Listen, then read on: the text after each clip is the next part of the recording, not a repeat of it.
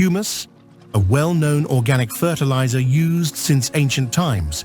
Humus is derived from manure, produced by farm animals such as cows, horses, goats, rabbits, etc. Through a long fermentation process lasting 2 to 3 years, the manure fully decomposes. Fresh manure from herbivorous livestock is not recommended for tomato seedlings.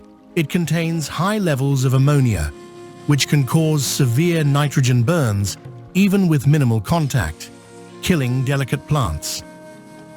Additionally, manure often harbors pathogens and weed seeds.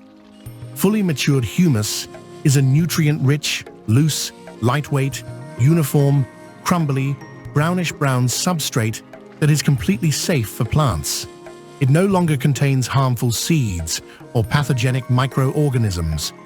For each grown tomato seedling, 130 to 150 grams of well-decomposed manure is sufficient.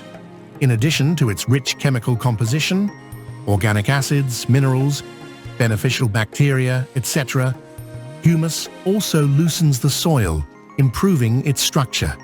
In dense, heavy clay soil, a slightly larger amount, about 200 grams, can be added. Humus has a slightly alkaline, up to 8 to 9 pH, or neutral reaction. It does not chemically interact with other substances added to the planting hole, allowing for any combination of fertilizers and soil amendments.